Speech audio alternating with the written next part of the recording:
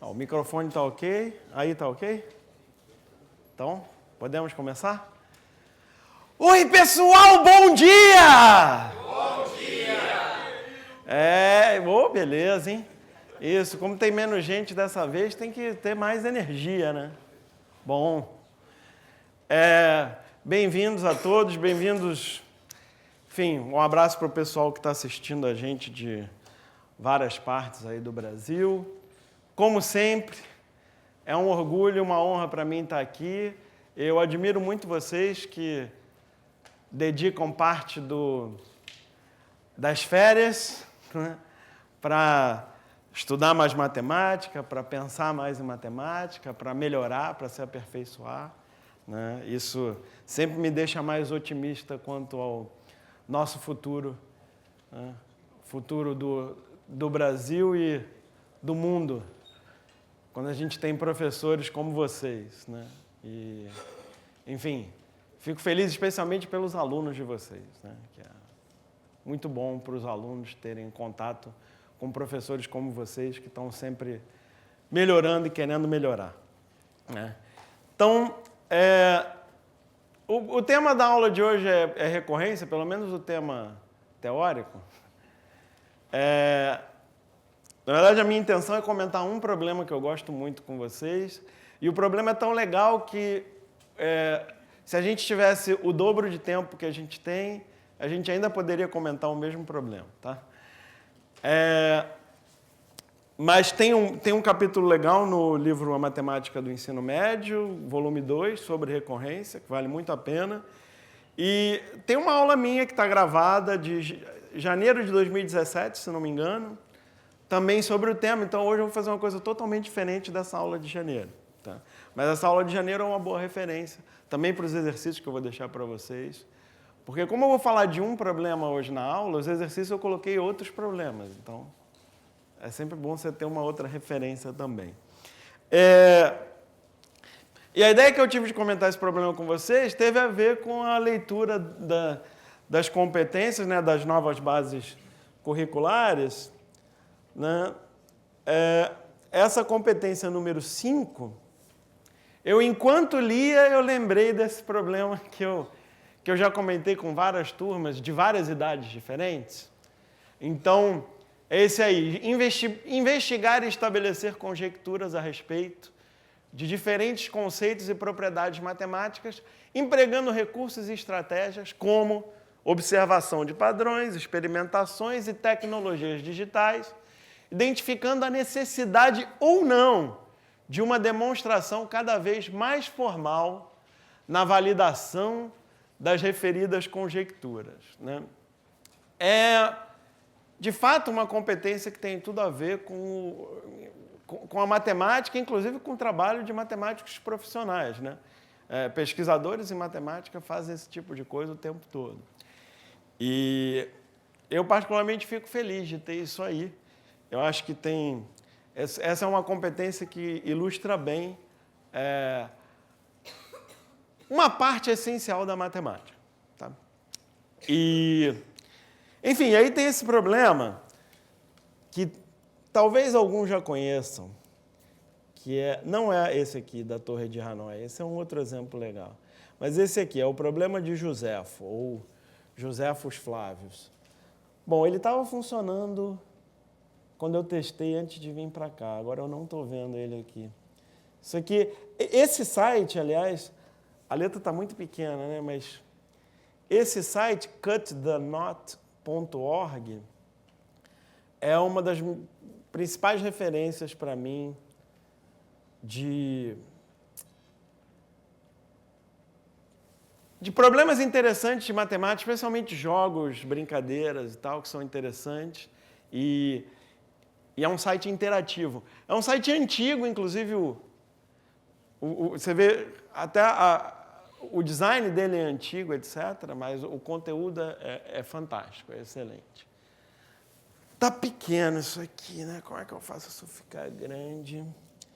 Isso aqui não vai funcionar, porque vai ficar grande, o aplicativo não vai ficar grande. Vou mexer na resolução, né? Vamos lá.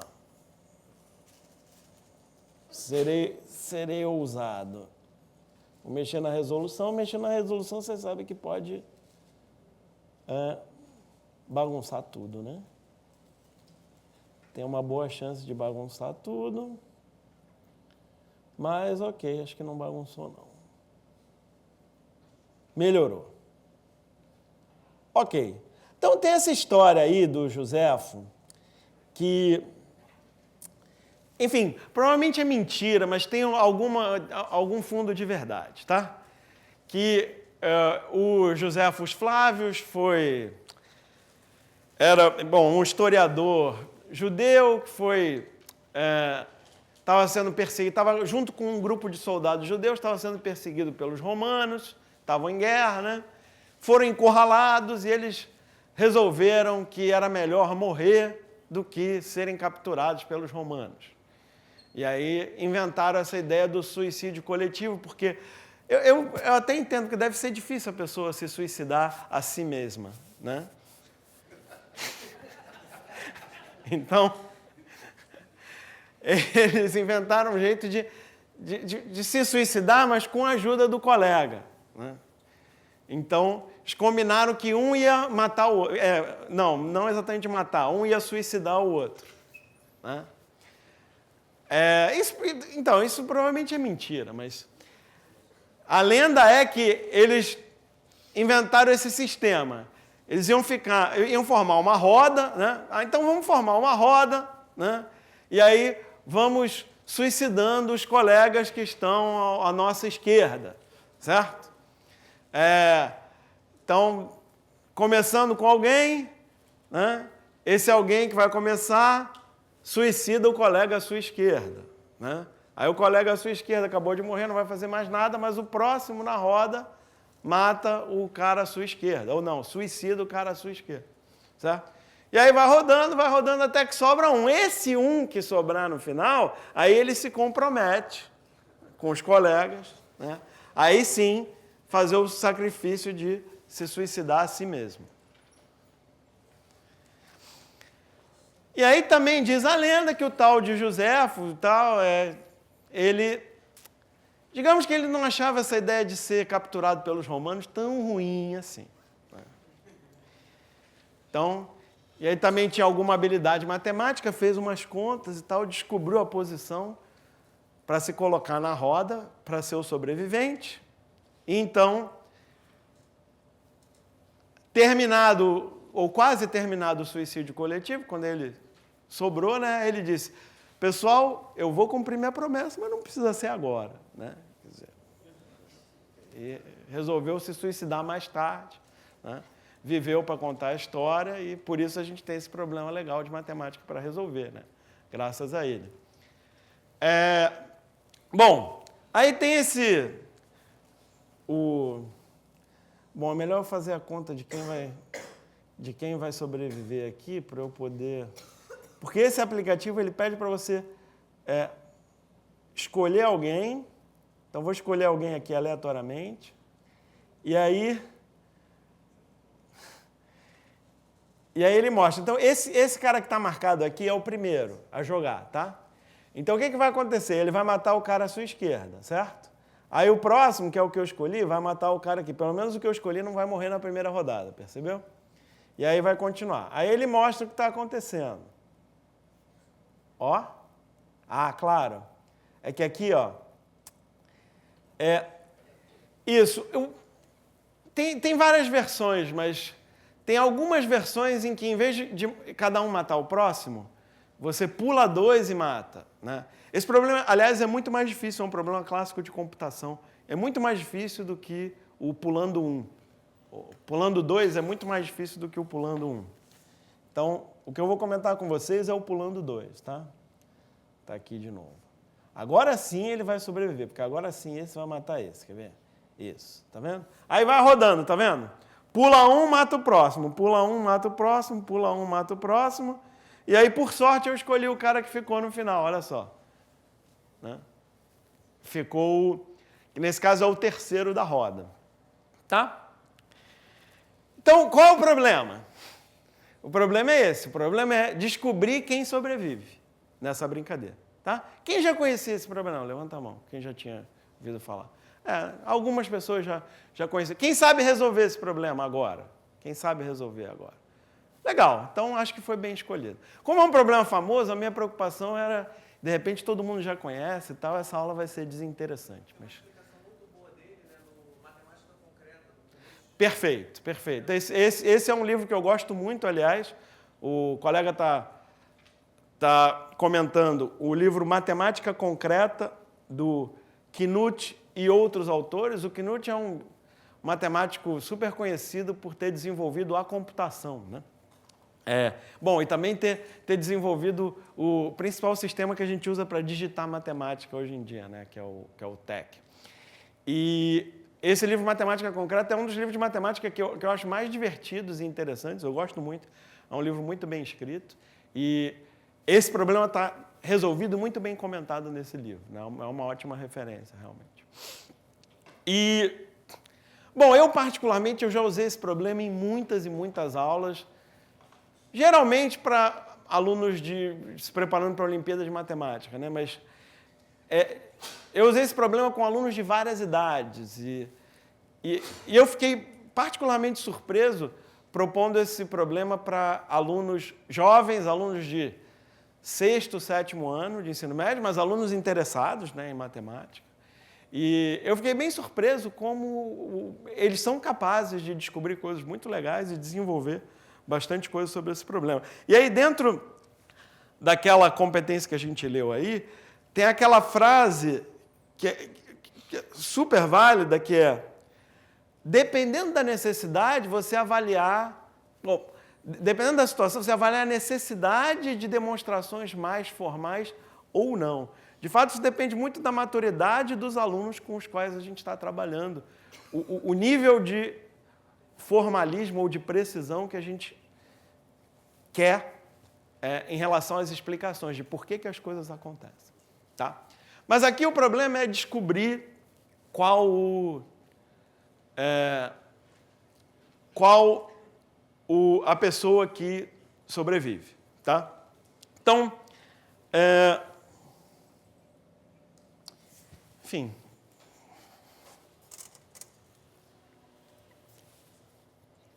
Deixa eu fazer um exemplo aqui. Talvez aquele mesmo. Ali tem 9 pessoas. Vou refazer esse, mas numerando, tá? Então, uma coisa importante é a gente estabelecer uma notação eficiente, né? Então, é claro que faz sentido numerar as pessoas que estão na roda para a gente poder identificar o sobrevivente pelo seu número, né? É um bom jeito de identificar o sobrevivente. Então, aqui vai ser o de número 3, certo? O sobrevivente. Então, essa é uma boa convenção. A convenção é: vamos numerar as pessoas na roda de maneira que o número 1 é o que começa o jogo. Aliás, esse problema foi proposto, foi quando, inclusive, foi a primeira vez que eu vi esse problema, foi quando ele foi proposto numa Olimpíada Estadual de Matemática do Rio de Janeiro, em 1994.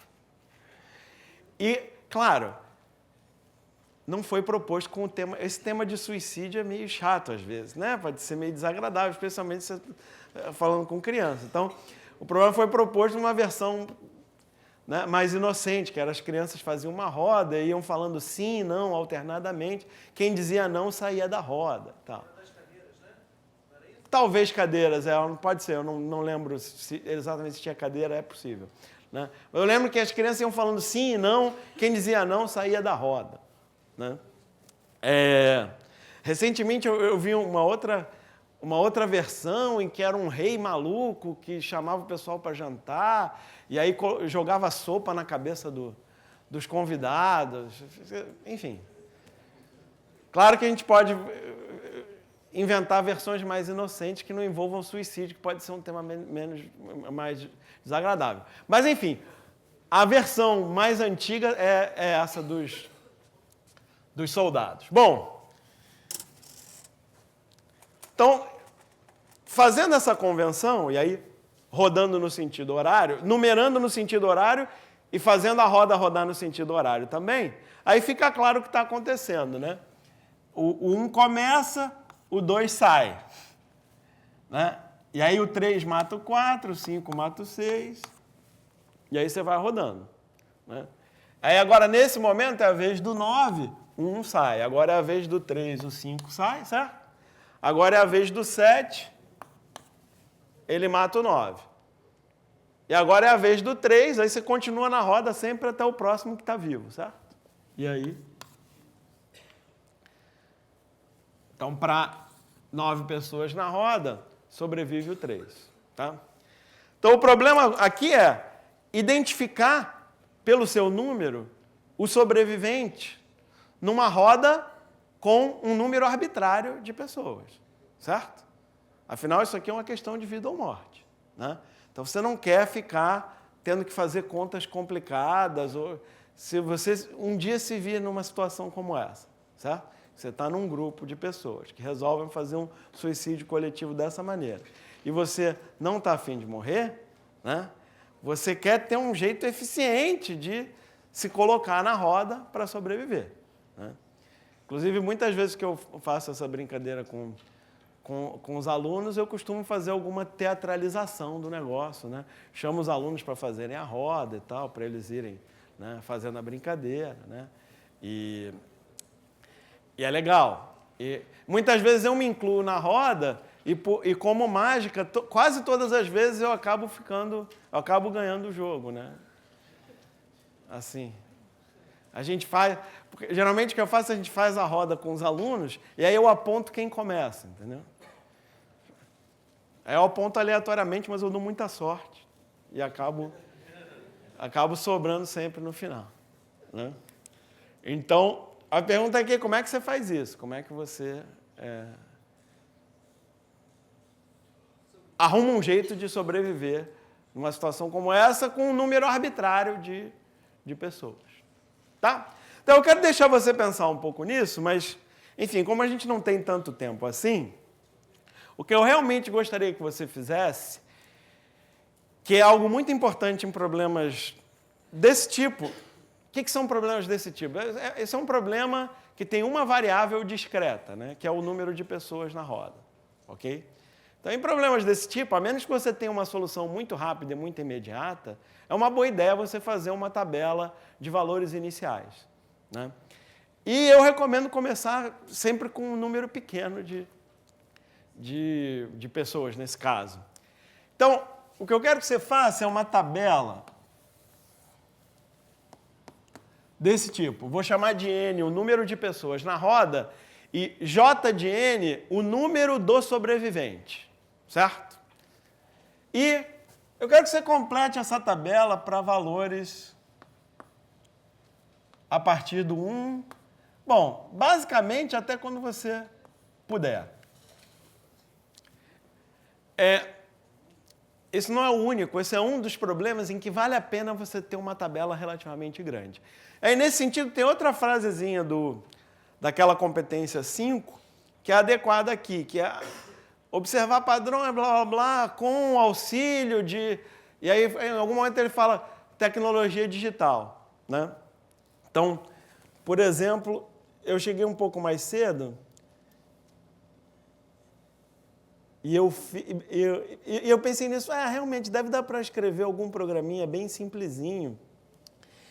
E aí eu escrevi um programa aqui em Python, muito tosco, aliás. Enfim, certamente tem recursos da linguagem que fazem um algoritmo ainda mais eficiente do que esse. O primeiro código que eu escrevi estava errado, depois eu percebi que eu tinha que somar esse K aqui, que é uma parte que é mais delicada aqui no código, que é o que acontece de uma rodada para outra. Onde você vai começar de uma rodada para outra, etc. Mas isso aqui é um código muito simples de ir rodada por rodada, ver quem sobrou e ver de onde vai começar a próxima rodada e depois sobrar alguém. Tá? Isso aí depende da turma com a qual você está trabalhando, etc. Mas é algo que atualmente é cada vez mais importante, que os alunos tenham noção de programação, etc. Né? Então, dependendo da turma, dá para fazer isso. Ou, às vezes, você tem um aluno na turma que consegue fazer isso, tal, aí você faz. E aí eu rodei aqui, já uma lista pronta, né? Eu não devia mostrar isso para você, porque eu vou pedir para você fazer, né? Mas aqui tem uma lista pronta até 200, sei lá, tá? Enfim, é um recurso importante e útil. Você economiza tempo gerando a lista por computador, né? Por outro lado, nesse problema e em vários outros, você pensar em como gerar essa lista e pensar em jeitos cada vez mais eficientes de gerar a sua lista ajuda a resolver o problema também, tá? Por isso que eu quero... Deixa eu ver. Bom, eu quero te deixar pelo menos 5 minutos, talvez um pouco mais, para você fazer essa lista. E aí, para você ver o que você descobre no processo de fazer essa lista. Eu vou começar, tá? Para você, vou te ajudar. É claro que se tiver uma pessoa na roda, quem sobrevive é o número 1, certo? E se tem 2 pessoas na roda, quem sobrevive também é o número 1, porque só acontece uma jogada. O 1 mata o 2, acabou, certo? Aí o 1 sobrevive, certo? Com 3 pessoas na roda, o que acontece? O 1 mata o 2. Agora é a vez do 3. Aí o 3 vai matar o 1. Sobrou o 3, certo? Então aqui é o 3. Ok? Beleza. Faz aí. Faz tudo que você puder. Já fez? Beleza. No 4 sobra 1. No 5, o 3. No 6, o 5. No 7, 7. Tá.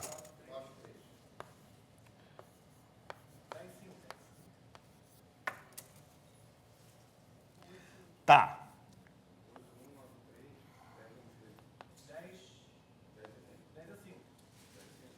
Isso, 10 alguém já tinha falado que é 5. 11 é 7, 12 é 9. Tá. Isso é certeza ou é hipótese? Não, 6. Não, porque os pares serão eliminados sempre. Uhum. As potências de 2, um sempre vai ganhar. Tá. Deixa eu fazer uma pausa agora. Tá? Isso.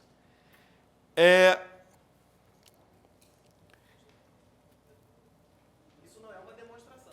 Não. E mais, posso estar enganado, mas provavelmente você está falando isso talvez por ter algum conhecimento prévio do problema. Não, porque eu já conheci o problema. Isso.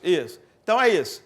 Deixa eu pedir para quem já conhecia o problema, né, dar um tempo para as outras pessoas poderem... Porque esse processo de se familiarizar com o que está acontecendo, a minha experiência, é muito importante para esse problema. Você ter um tempo... Por isso que eu quero deixar esses 5 minutos para você ter essa experiência, né, de ir se familiarizando, de ir entendendo o que está acontecendo. Tá? 5 minutos, daqui a pouco a gente fala. Tá, deixa eu atrapalhar mais um pouco esses 5 minutos. Porque eu fiz essa pergunta, isso é uma hipótese, eu não sei, porque isso é uma regra que eu recomendo que você siga sempre nesse tipo de situação.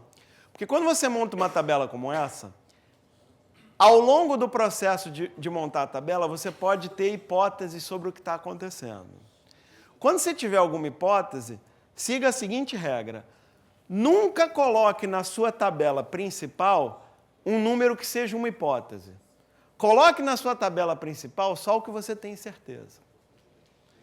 É importante você ter uma tabela do que você tem certeza, e aí, num rascunho, em outro lugar, você põe as suas hipóteses. Mas a tabela do que você tem certeza, ela serve justamente para verificar as hipóteses, né? Então, não misture palpites com a verdade, os fatos, tá? Então, mantenha a tabela só com os fatos. Ok, 5 minutos.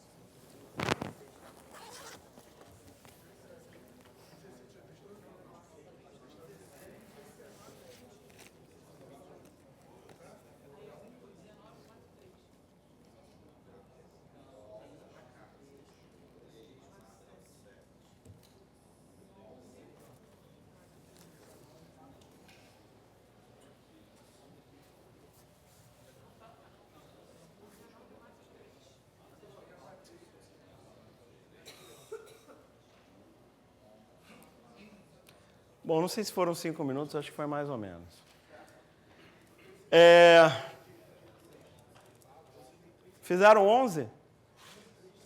Só quem fez mesmo, quem tem certeza. Aqui.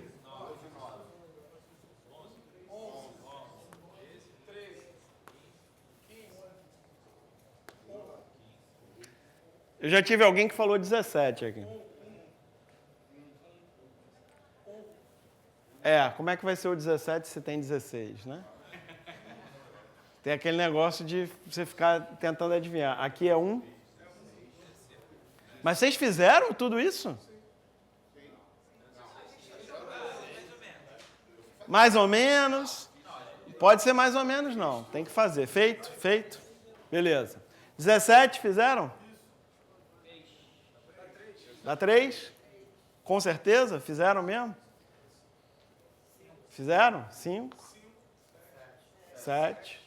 Tá bom. Como vocês fizeram? Riscando, não sei o quê. É verdade, é como a maioria faz. Mas eu aposto que, pelo menos alguém, em algum momento, passou aí um pouco mais rápido. Um jeito de ir mais rápido que é muito comum, eu aposto que alguém aqui fez, por exemplo, vou fazer o 20, certo? Eu não desenho os números de 1 a 20, né? Porque, por exemplo, a primeira rodada eu já sei o que vai acontecer. Então, eu não vou perder tempo desenhando todo mundo de 1 a 20. Eu desenho só os ímpares.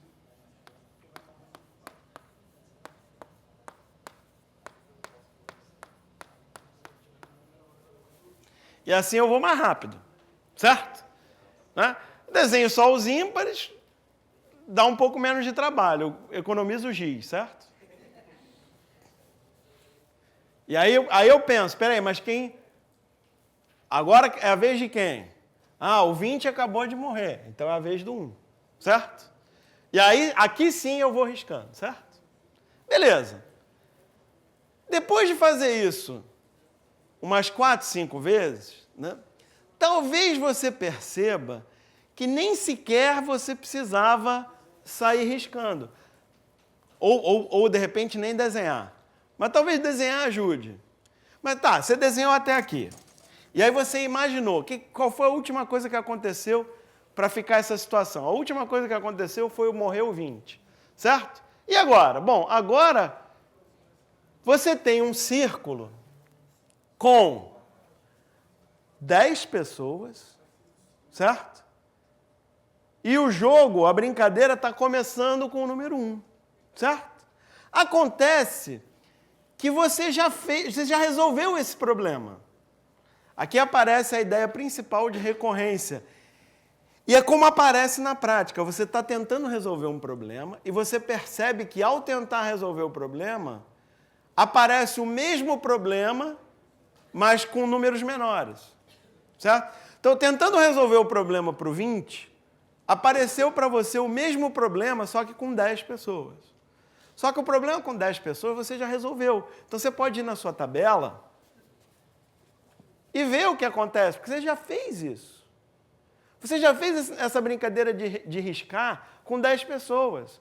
E aqui já está a resposta para você, é o número 5, certo? Então, agora vai ser o número 5 também, é isso? Não. Não, você tem que interpretar o que significa esse número 5. Esse número 5 significa a 5ª pessoa naquela roda. Começando... Bom, nesse caso, começando do 1, porque é o 1 que está começando. Mas tem que ver quem está começando, às vezes não é 1, certo? Mas é a 5ª pessoa dessa roda que começa no 1. Então, 1, 2, 3, 4, 5. É o 9. Percebeu? E aí você economiza trabalho, se você percebe isso. Certo? É o 9. E isso não é hipótese, não é chute. Isso é certeza. É um método rápido, mas não é um chute, não é uma hipótese. É uma certeza. Eu sei o que acontece com 10 pessoas na roda. É o 5º que sobrevive. E ali eu tenho 10 pessoas na roda. Então vai sobreviver o 5º. Vai sobreviver o 5º, porque eu já fiz isso. Certo? Ótimo. Com 21. Com 21, vai acontecer algo parecido, certo? Só que o 21 vai estar aqui e, bom, você pode olhar para essa roda agora, começando do 21, ou o que eu acho um pouco mais agradável é, já mata um aqui e faz essa roda começando do 3. Porque começar do 21 é um pouco desagradável de fazer as contas depois. Né? Não agora, mas depois. Começa do 21, mas o 21 é o último. Complica um pouco organizar o que está acontecendo. Então eu prefiro matar o 1 e já começar do 3. Então tem 10 pessoas nessa roda, não é isso? Agora volto a ter 10. E com 10 é o quinto que sobrevive. Só que é o quinto começando do 3. Então não é o 9, é um 11, certo? Então aqui é o 11. Tá. Legal. Com esse método, que é um método recorrente, você usa a informação de números menores para resolver o problema para números maiores, você consegue montar essa tabela ainda mais rápido. Né? Essa é uma das vantagens de você montar a tabela em vez de escrever um programinha que te joga os números, certo? Porque você não parou para pensar um método, um meio eficiente. Tudo bem, você pode pensar, quando você pensa em escrever um programa, você pode pensar num jeito eficiente também. A arte da programação é isso. Né? Mas digamos que se você simplesmente tem os números, você não tem esse processo de gerar os números, você tem menos informação sobre o problema. Então, o processo de gerar os números ajuda. Nesse caso, o processo de gerar os números, ele te dá, se você quiser, relações de recorrência dessa sequência. Que são relações dos termos dessa sequência com termos anteriores. Esse é um jeito de tentar resolver o problema, pelo menos. Você formalizar ou você algebrizar essas relações de recorrência. E eu queria fazer isso com vocês. Eu queria fazer isso com vocês agora. Porque daqui a pouco a gente vai ver formas mais simples de resolver esse problema. Quando a gente tiver formas mais simples de resolver esse problema, você já não vai querer prestar atenção nisso aqui, que é mais complicado. Então vamos fazer o complicado primeiro. Né? Eu não sei se ter falado isso ajudou ou piorou, mas... Mas o método é importante. E tem a ver com aquela linhazinha. Por exemplo, isso que eu vou fazer agora, eu fiz com turmas de alunos mais velhos. Com turma de alunos mais jovens, isso que eu vou fazer agora eu não faço. Porque não dá para fazer, exige uma abstração que é difícil para os alunos mais jovens. Então tem a ver com aquela frasezinha, você medir o quanto você vai formalizar ou não as coisas. Né? E isso depende do contexto. Mas eu queria que vocês me ajudassem a formalizar essa recorrência que eu acabei de montar aqui. Tá? Qual é a ideia dessa recorrência? A ideia é, vamos fazer a primeira rodada. Ok? O que é a primeira rodada? É matar os pares. Né? E aí ver o que acontece. Certo? Eu fiz 2 exemplos diferentes aqui. Por quê? Por que é importante fazer esses 2 exemplos? Porque dependendo se o total de pessoas é par ou ímpar, a próxima rodada vai começar de novo com o número 1, ou então o número 1 vai morrer. Quer dizer, e aí o melhor é começar com o número 3 nesse caso. Você podia fazer daquele outro jeito, mas o melhor é começar com o número 3. O que eu quero dizer é o seguinte, essa recorrência que a gente vai montar aqui, é legal dividir em 2 casos, certo? Que é, se o n é par. Se o n é par, bom, é mais confortável já escrever ele como 2 vezes alguma coisa, né? O n vai ser igual a 2m, tá? Então aqui eu estou dando um passo para formalizar, que é, eu estou partindo de casos particulares que eu observei, e agora eu quero expressar isso de uma maneira geral. Tá? Legal. Então, o que eu estou fazendo então? Eu estou olhando para uma roda com 2m pessoas. Mas eu já vou olhar essa roda com 2m pessoas já na segunda rodada, certo? O que vai acontecer nessa roda com 2m pessoas na segunda rodada? Ou o que aconteceu na primeira rodada? Todos os números pares morreram. Então sobraram o 1, o 3, o 5, blá, blá, blá. O último que sobrou é o 2m menos 1, certo? E acabou de morrer o 2m aqui, certo? Então agora, o número 1 vai começar a brincadeira numa roda que tem quantas pessoas? Hã? Quantas pessoas tem na roda no momento que o 2m morreu? M pessoas.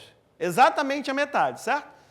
Porque era um número par de pessoas, você matou exatamente os pares, então sobrou metade do que tinha. Faz sentido? Ok. Então, como é que você vai descobrir nesta roda quem sobrevive? Você vai lá na tabela, não é? A ideia é a seguinte, você está fazendo para 2m já conhecendo o valor para m, certo? Então, a ideia é que você pode vir aqui na tabela, em algum lugar dessa tabela tem o m, ok? E tem um númerozinho aqui do lado do m. Que é o quê? Que é o j do m. O que indica esse númerozinho aqui? A posição do sobrevivente na roda de m pessoas. Certo? Agora você vai vir aqui na sua roda, nessa aqui, e vai identificar qual o número do cara que está na posição M não. O cara que está na posição M é esse aqui, eu já sei quem é. Certo? É o cara que está na posição JM. Tá claro? JM indica o quê? A posição do sobrevivente. Certo? Só que agora é nessa roda. Certo? Então, a posição JM não tem mais o número JM. Ok? Então, agora a pergunta para você é a seguinte. Então, ó, esse aqui é o da posição 1, esse é o da posição 2, esse é o da posição 3, não é isso? Então, em algum momento, eu vou chegar no cara da posição JM. A pergunta é, quem é esse cara?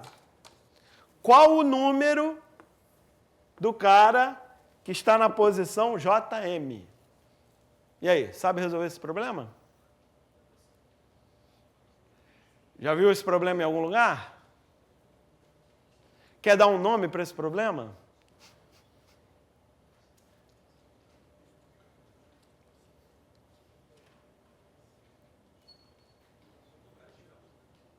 Dobrar e tirar um, beleza. Então, bom, a gente está falando aqui do JM-ésimo número ímpar, certo? Começando do 1. Talvez você já tenha até de memória a fórmula do enésimo número ímpar. Ou você pode considerar que isso aqui é um problema sobre PA, uma PA de razão 2, certo? Você quer achar o termo na posição JM? Várias maneiras de pensar nisso. Você pode até pensar nisso aqui como uma recorrência também, se você quiser. A PA é uma recorrência também, né? Porque cada termo é o anterior mais 2. Tá? Mas é isso aí. Como o colega disse,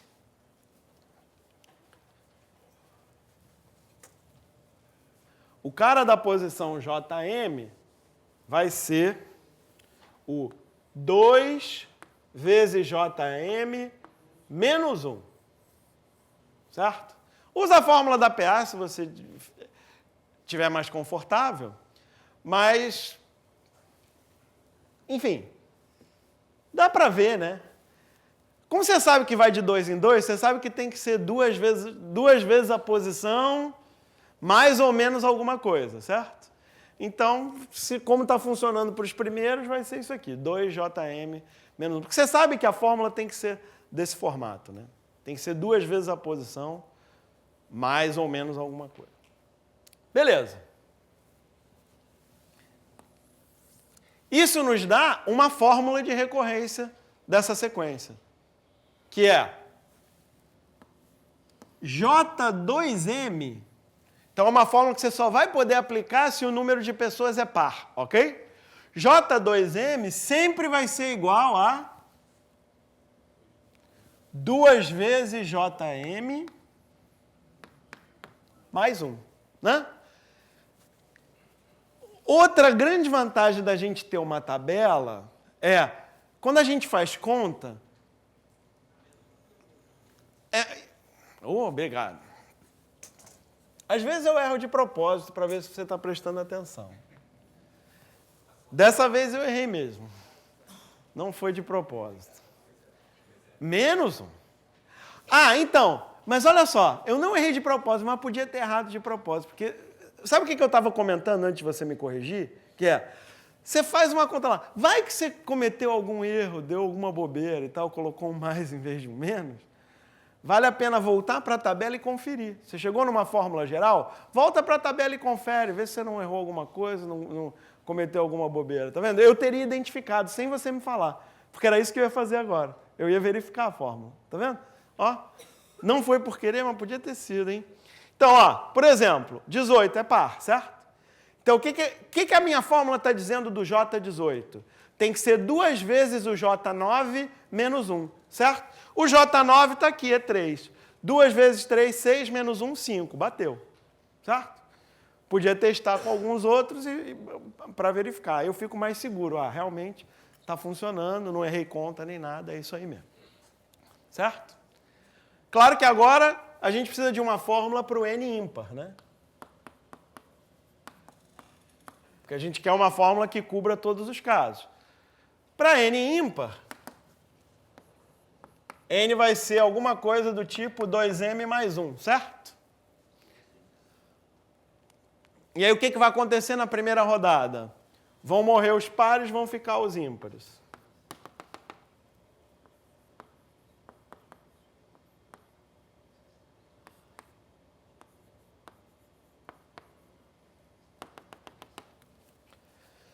Então vai ficar algo assim, mas neste momento em que acabaram de morrer todos os pares, quem começa essa roda é o 2M mais 1. E aí, como eu tinha comentado antes para você, vai ser desagradável começar essa sequência de 2M mais 1, porque ele é o último.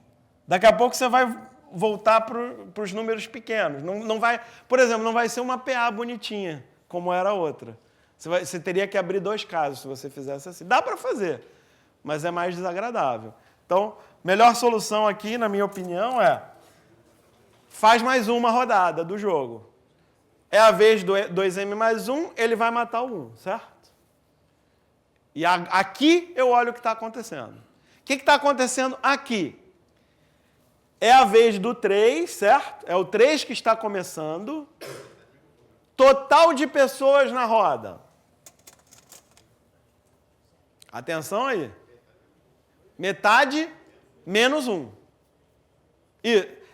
Não metade menos 1, é menos 1, é menos 1 e metade, né? Porque a metade vai dar, enfim, só para ser preciso. Isso. Ou seja, M. Ok?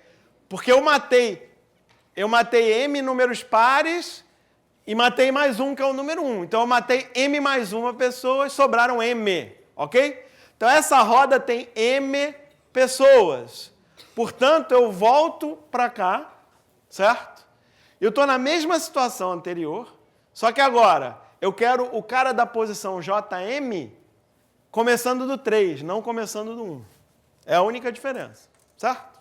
Então agora, esse aqui, o 3 é o primeiro, o 3 é o da posição número 1, o 5 é o da posição número 2, e eu quero o cara da posição JM. Quem é ele? Sabendo o anterior, né? É só somar 2 no anterior, certo? Porque você está começando do 3 em vez de começar do 1, não é isso? Então, quem é? 2JM mais 1. Agora sim, mais 1, certo? Então, a nossa nova fórmula de recorrência, que vai valer para os ímpares, é J2M mais 1 igual a 2JM mais 1. Tá? Bom, para que vão servir essas fórmulas de recorrência? Essas fórmulas de recorrência podem servir, e, por exemplo, no livro Matemática Concreta que o colega sugeriu, ele faz alguma reflexão de como é que você poderia tentar resolver a recorrência usando diretamente essas fórmulas. Não é fácil, né? Mas tem algum método que ele comenta lá que eu acho que não vale a pena a gente comentar agora. Mas o que sim vale a pena a gente comentar é que no momento que você tem fórmulas de recorrência, que significa você tem o problema para números maiores resolvido em função do mesmo problema para números menores, você, por exemplo, tem o terreno preparado para fazer indução. Vocês já tiveram uma aula de indução ontem, não foi? Então, você já tem o terreno preparado para fazer indução, por exemplo. É claro que, para você fazer indução, você precisa não só ter a fórmula de recorrência, você precisa ter alguma hipótese sobre o que está acontecendo. Mas aí a gente entra no que a gente estava falando antes, né? Quer dizer, a diferença entre hipótese e certeza, certo? Você pode ter hipóteses, mas com uma fórmula de recorrência e indução, você passa a ter certeza, você passa a ter ferramenta para formalizar o que você está observando. Então, esse é um bom jeito de resolver esse problema. Então, deixa eu estimular vocês a seguir esse caminho agora. Olhando a tabela ou alguma outra coisa que você tenha feito, que eu não sei exatamente o que você fez, você já tem alguma hipótese sobre o que está acontecendo? E aí? Olhando essa sequência, dá para ter hipóteses? 1, 1, 3, 1, 3, 5, 7, 1, 3, 5, 7, 9, 11, 13, 15, 1, 3, 5, 7, 9, 11, esse vai ser 13, esse vai ser 15, esse vai ser 17. Bom, se você fizer o suficiente, você vai perceber que a maior parte do tempo você está seguindo a sequência dos ímpares, né? Só que em alguns momentos misteriosos você volta para o 1, certo? Então, é uma boa ideia, além de ter essa noção de que vai seguindo a sequência dos ímpares, você ter uma noção de quando é que volta para o 1, né? Pelo menos alguma hipótese.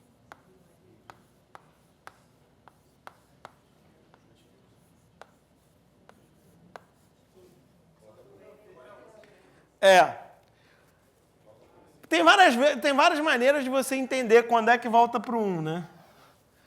Uma delas é quando não dá mais para seguir a sequência dos ímpares, né? Quando o número aqui fica maior do que esse.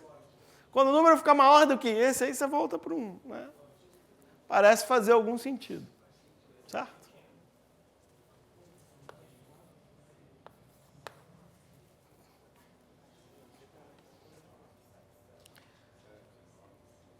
Beleza.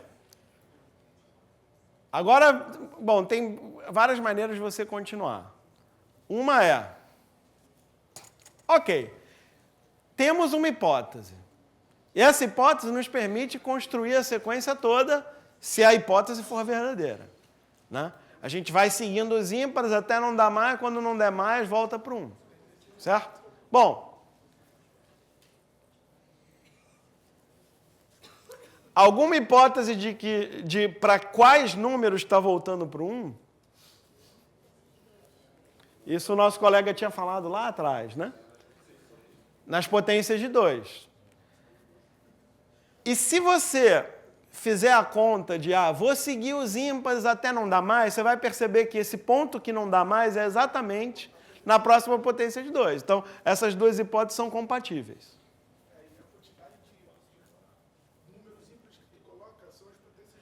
Isso aí. Perfeito.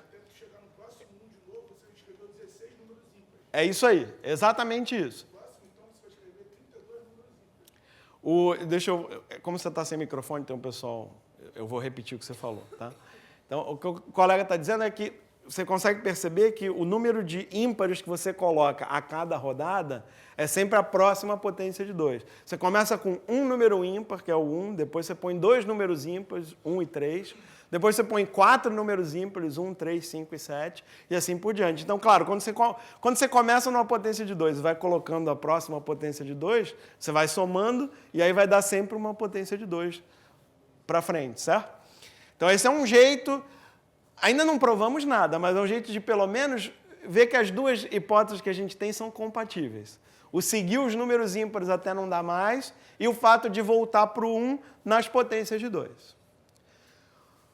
Com isso, já dá para adivinhar, quer dizer, sem ter certeza, mas dá para adivinhar o que acontece para um número arbitrário.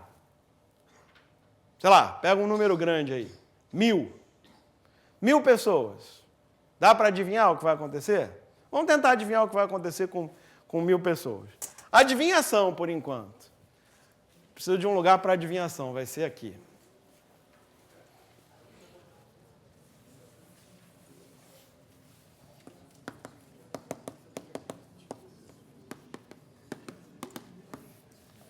Então, a minha adivinhação é a seguinte.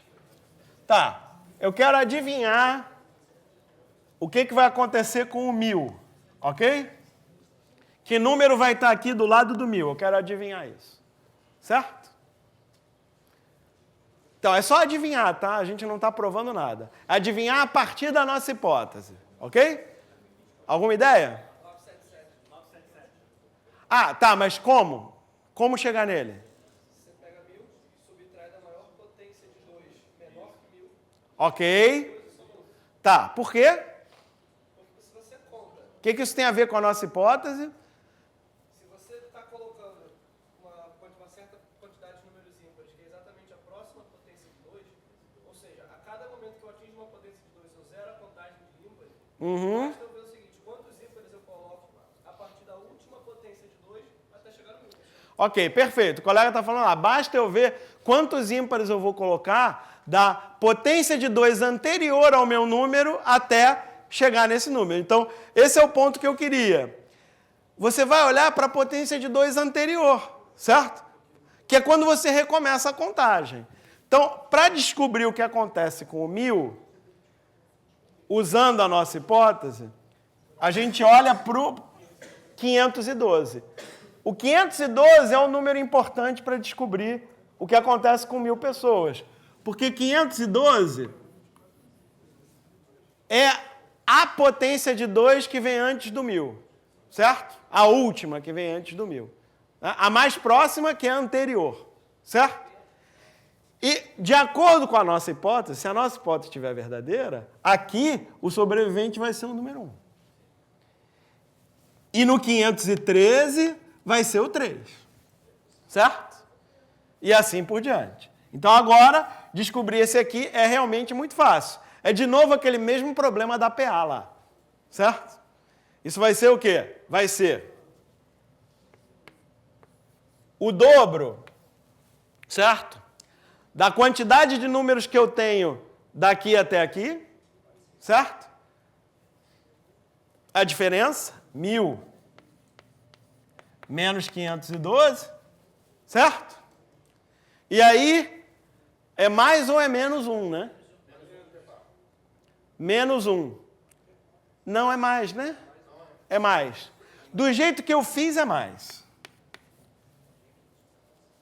Do jeito que eu fiz, é mais. Bom, olha só. Eu sei que vai ser 2 vezes a diferença, mais ou menos alguma coisa, certo? Então, o que eu fiz foi testar aqui. Aqui tem que dar 3, certo? Como aqui tem que dar 3, é mais 1. Certo? Aí você confere que vai dar no resto. Porque é uma PA de razão 2, então vai ter que ser 2 vezes a quantidade de termos, mais ou menos alguma coisa. Então, vendo pelos primeiros casos, vai dar isso aí. É mais 1. Então vai ser 2 vezes essa diferença, mais 1, que alguém já fez a conta e deu? Não ouvi. 977, tá? Ok. Será que nós conseguimos transformar isso numa fórmula? que seja válida para todo número n, é uma fórmula um tanto complicada, né? Porque você vai ter que olhar essa potência de 2 mais próximo. Mas, enfim, a gente tem que lidar com o que existe. O que está aí é isso. A gente precisa olhar a potência de 2 mais próximo. Então,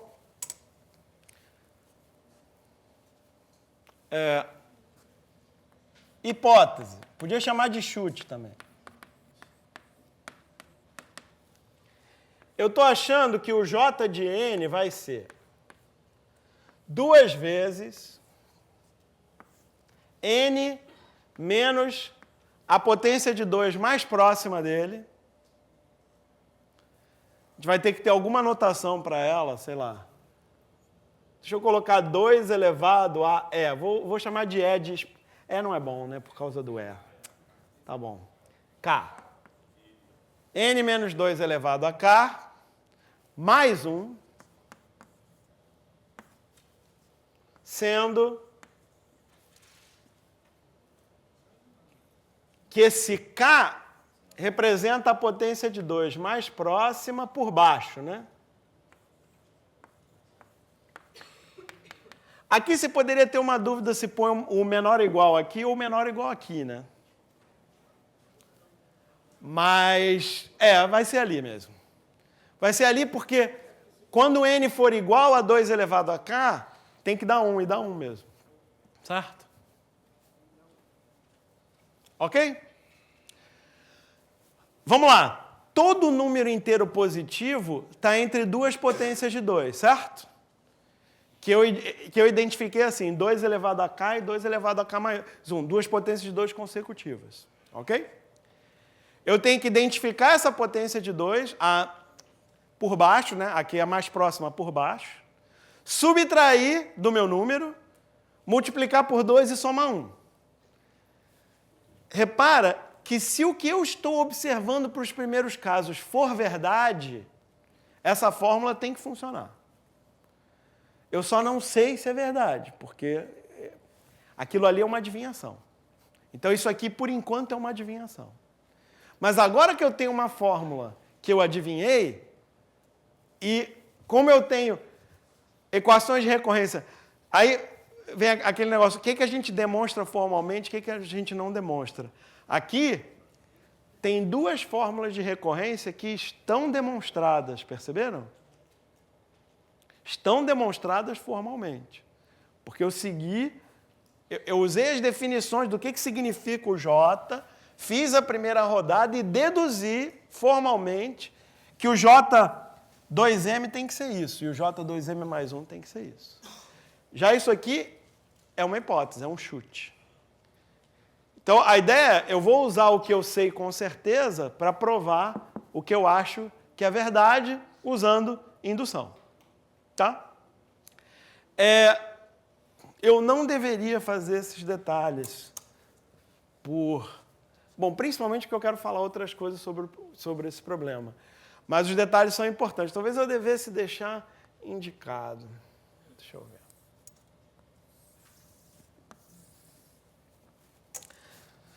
Acho que eu vou fazer o seguinte. Eu vou fazer talvez a pior coisa de todas, né? Porque a ideia, para economizar tempo, eu poderia não fazer. Deixa para casa que eu vou comentar outras coisas. Mas aí a consciência fica pesada, falando, não, mas eu deveria fazer. Mas como eu estou apressado, eu vou fazer apressado. Aí deve ser o pior de tudo. Né? Mas eu vou fazer. Talvez o pior de tudo. Vou fazer um rascunho. Tá? Você faz? Tá.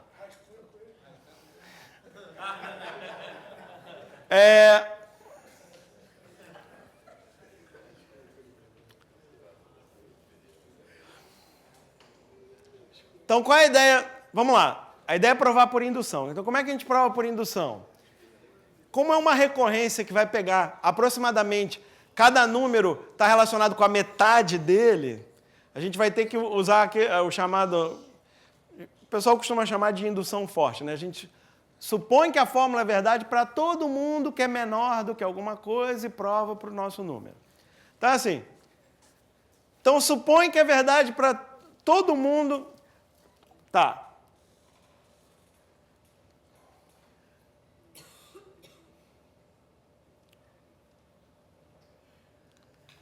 É rascunho.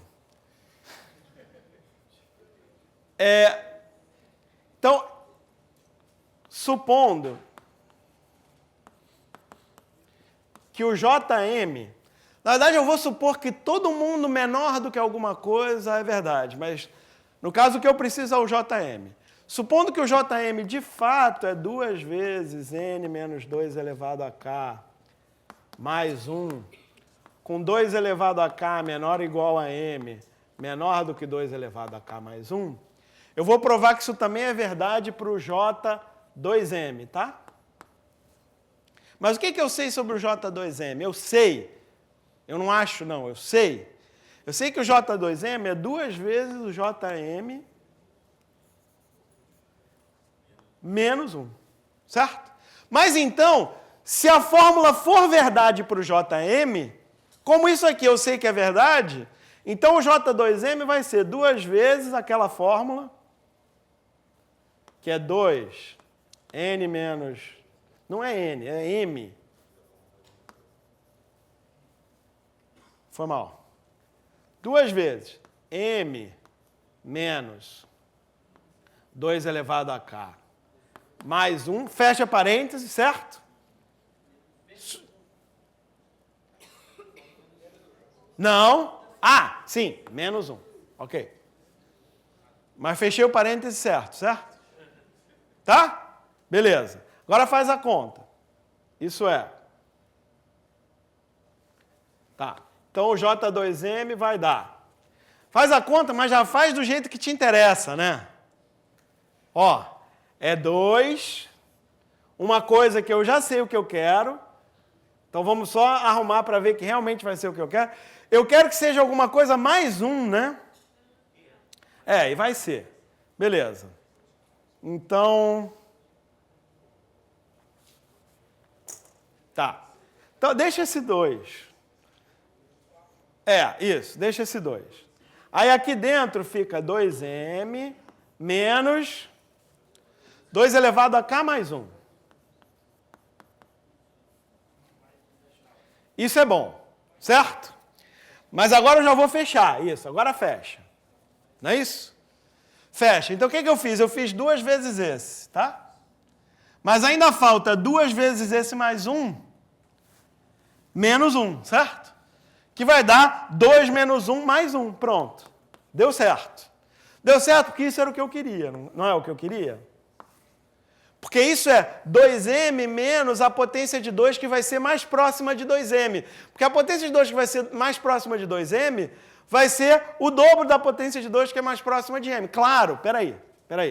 Ó, claro, por quê? Você não sabe que isso é verdade? Multiplica por 2. 2 elevado a k mais 1 é menor ou igual a 2m, que é menor que 2 elevado a k mais 2, certo? Então, esse 2 elevado a k mais 1 é exatamente a potência de 2 que eu preciso para o 2m. Então, a fórmula funciona para o 2m também. Tá? Claro que essa aqui eu vou deixar como exercício. Ok? Essa você faz. Essa acho que é mais fácil, porque já tem um mais 1 aqui. Aí você não vai... Dentro do parênteses já vai resolver tudo, porque já tem aquele mais 1. Né? Vai ser até mais fácil. Mas esse é o rascunho da demonstração por indução. Tá? Para formalizar, você diria, supondo que seja válido para todos os inteiros menores do que 2m, então é válido para m. Aí você joga na fórmula, vai ser válido para o 2m também. E aí vai ser válido para o 2m mais 1. E aí, por indução, a fórmula é válida. Agora, pela primeira vez, faltam 7 minutos, mas pela primeira vez a gente pode dizer que resolveu o problema. Agora nós resolvemos o problema. Está resolvido. Né? A fórmula funciona e nós temos uma demonstração formal de que ela funciona. Né? Agora é isso. A demonstração talvez seja mais complicada do que precise ser.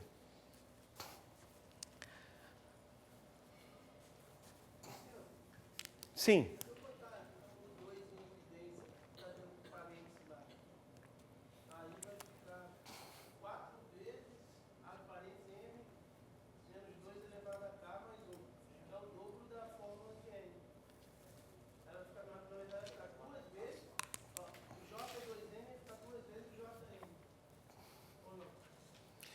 Eu acho que não.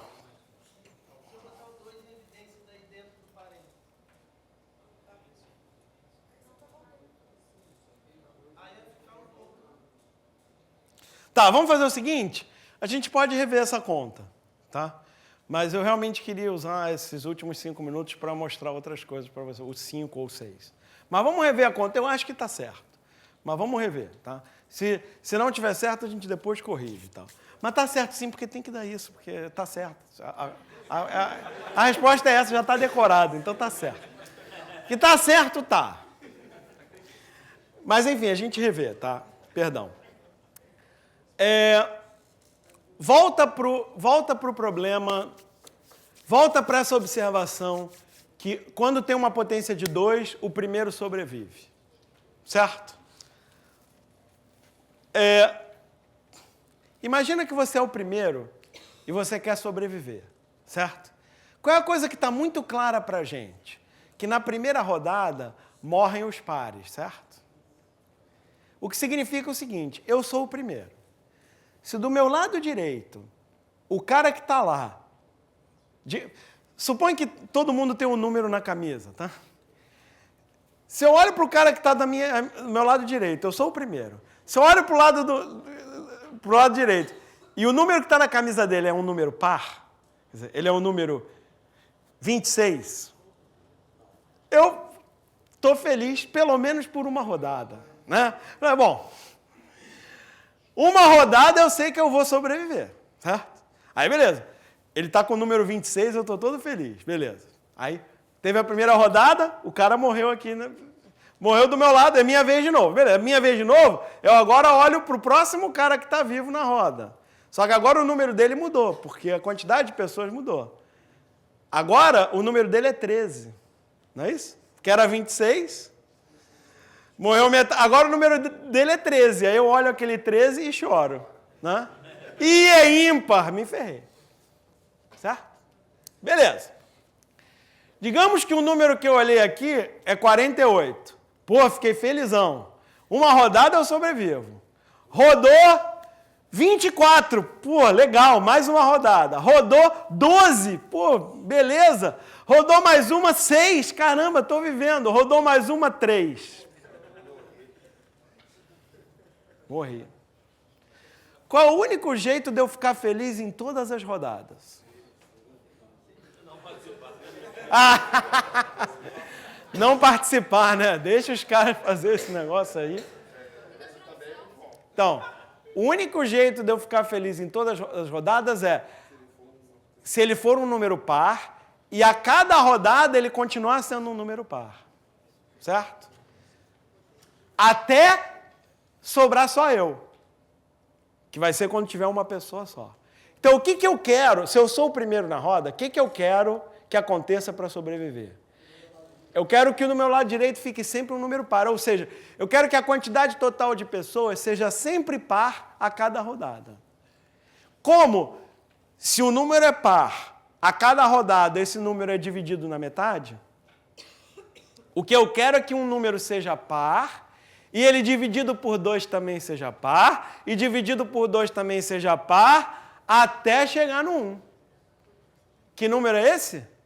Potência de 2. Só. E é um si somente si. E o que eu acabei de falar, apesar de ter ficado um tanto informal, mas é uma demonstração. É uma demonstração matemática. Tá? É uma demonstração matemática, você pode escrever com melhores palavras, mas é uma demonstração matemática que, aliás, é um si somente si. O número 1 sobrevive se e somente se o número total de pessoas na roda é uma potência de 2. Tá? E agora que eu provei isso matematicamente, um tanto informal, mas eu provei matematicamente, agora eu tenho um método muito bom para sobreviver. Que é o seguinte, vamos fazer, por exemplo, com 41. 41 é o número do problema original. As primeiras referências desse problema falam que era o Joséfo mais 40 soldados. Então vamos resolver com 41, tá? Eu sou o Joséfo. Tem 41, olha em volta, tem... Ih, caramba, tem 41. Mas peraí, eu sei, eu já pensei aqui, pô, quando é par, o primeiro sobrevive, pensei tudo isso rápido, então, quando tem uma potência de 2, o primeiro sobrevive. Então, repara, eu quero ser o primeiro a jogar, eu quero que chegue a minha vez nesse jogo, quando o número total de pessoas na roda foram uma potência de 2. Como tem 41, mas repara, tem 41 só no início.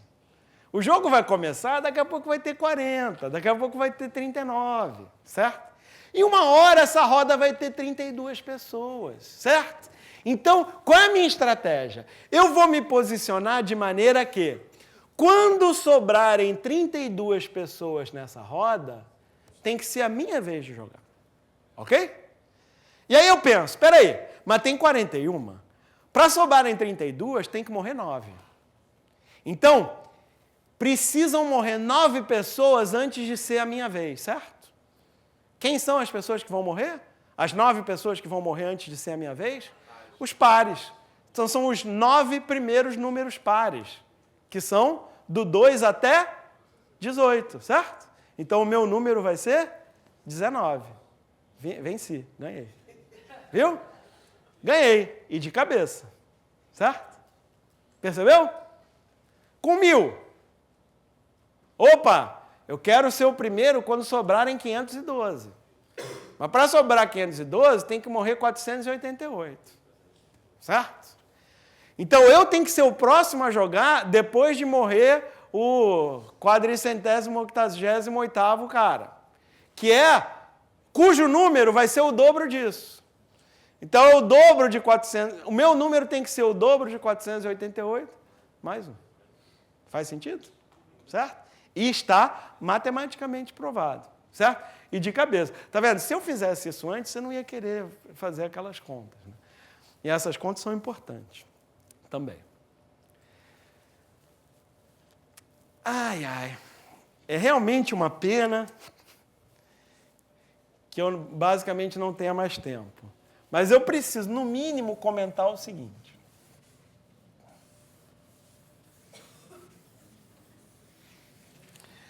A primeira vez que eu resolvi esse problema foi quando eu vi ele na Olimpíada Estadual e tal. Eu não tive nenhuma ideia muito boa, então eu fui fazendo mais ou menos na mão. Mas para fazer na mão, eu fiz de um jeito relativamente mais prático e mais rápido. Eu escrevi o número na base 2 primeiro, porque na base 2 é mais fácil de fazer todas essas contas. Mas eu acabei não percebendo o padrão. O fato é, depois que você percebe que potências de 2 são úteis nesse problema, você pode ter a ideia de escrever os números na base 2. E a verdade é, se você fizer essa tabela com os números escritos na base 2, talvez você descubra muito mais rápido o padrão.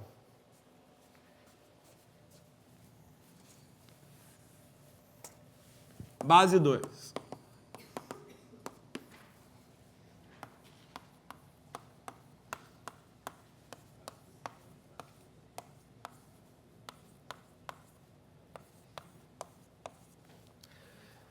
Eu deveria fazer um pouco mais, mas a gente não tem muito tempo. Aqui é 1, aqui é 1, aqui é 11, aqui é 1, aqui é 11, aqui é 101, aqui é 111, aqui é 1, aqui é 11. Certo? Olhando só esses, não é muito fácil. A gente deveria fazer mais. Vou resumir. Mas, com quase todo mundo que eu perguntei, cedo ou tarde, acaba descobrindo. Já viu? É difícil só com esses pequenos. Mas é assim, você pega o primeiro algarismo e passa para o fim.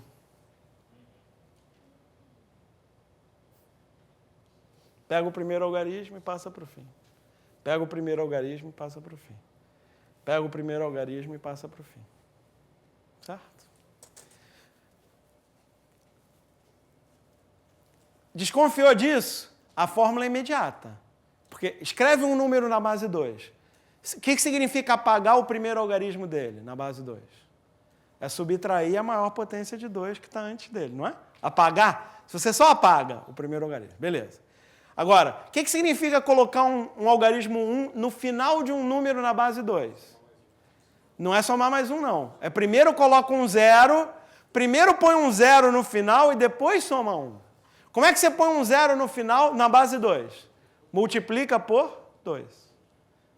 Então, subtrai a maior potência de 2, põe um 0 no final, que é multiplicar por 2, e soma 1. É a nossa fórmula. Se você escreve um número na base 2, a nossa fórmula fica basicamente óbvia com uma translação de algarismos, né? E, enfim, tem um livro espetacular chamado Miniaturas Matemáticas, está em inglês, na verdade, entre outros do Svetoslav, que é um búlgaro muito... Enfim, é um amigo que é excelente em matemática. Eles escrevem num capítulo assim, existem vários problemas de matemática em aberto que estão só esperando alguém achar a base certa para descrevê-los. Então, esse negócio de mudar de base é muito, muito poderoso. Tem alguns problemas que são misteriosos, quando você encontra a base certa para representar, eles ficam muito mais claros. Esse aqui é um exemplo legal para a base 2, tá? E, bom, repito, se a gente tivesse mais 1h15, dava para continuar falando só desse problema. Tem muita coisa legal sobre esse problema. Então, espero que tenha sido uma pequena provocação para você olhar mais. Tem uma pergunta, vai.